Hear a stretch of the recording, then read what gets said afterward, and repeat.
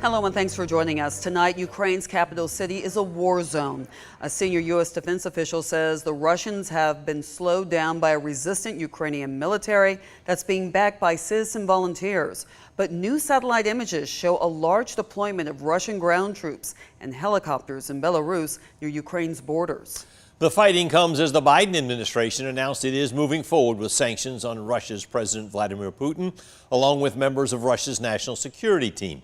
NATO is also activating its response force, marking the first time it will be used for collective security.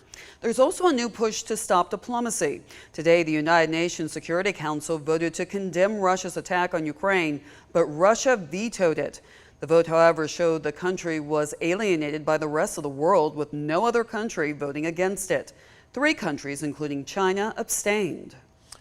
A Georgia College history professor says he fears the worst is yet to come. He believes Russia's end goal is to occupy Ukraine. William Rich spent 4 years in Ukraine and is an expert on the Ukrainian conflict. He talked with Ashlyn Webb about the invasion and what it could mean for the United States. Ashlyn joins us now in the 13 WMAZ newsroom with more on what he had to say. Yes, Georgia College history professor William Reich says before now, the idea of Ukrainians having to defend their homeland against Russia was all abstract talk, but now it's reality. He has friends there and says they're arming themselves to prepare to defend their homes. The sound and scene in Ukraine's capital, the place William Reich says several of his friends have chosen to stay and fight for. It's an unbelievable shock because these are people who would never want to fight in a war. This week, Ukraine's Minister of Defense issued a call for civilians between 18 and 60 to take up arms to help defend the country. CBS News reports the government also banned men between the ages of 18 and 60 from leaving Ukraine. Reich says he heard from friends Thursday who were handed out rifles from the Ukrainian government. At this point, I tell them that I pray for them. And I tell them, where do I send the money? What can I do? Because I want to see them again. Reese's research focuses around Ukraine and Eastern Europe following World War II. He says Ukrainians have been swept into playing the geopolitical games that Vladimir Putin wants to play, and now surrounding countries and Europe must prepare for what may come after. Russia may go after the Baltic states, Latvia, Lithuania, Estonia, if they can get away with what they've done in Ukraine. They got away with it in Crimea.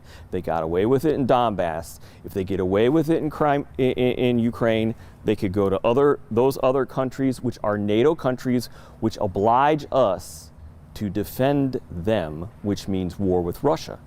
As a history professor, Reich is used to looking at the past with his students. Now he's watching a major moment in history unfold along with them. Ukrainians don't want this war. They don't want to be oppressed and to be subjugated and murdered at will just for no end goal that has no benefit.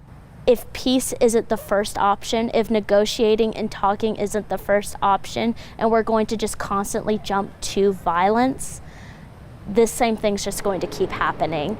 Reich adds there's growing fear about how Russia will retaliate against the U.S. When we impose these sanctions on Russia's economy and on Russia's banking system, there is a danger that Russia will attack our banking system, our finances. Reich says he fears this is only the beginning of this conflict. He stressed the security of Europe and the rest of the world is at risk if Russian President Vladimir Putin can act without any real consequence. Back to you in the studio. Thank you, Ashlyn. And with the Russian invasion of Ukraine this week, many are wondering what can be done to help. UNICEF is delivering aid to thousands of families impacted in the country. So is the International Red Cross and CARE's Ukraine Crisis Fund. The United Nations Refugee Agency is also working to support those fleeing their homes to escape the violence. We have links to all of these organizations as well as many others on 13WMAZ.com.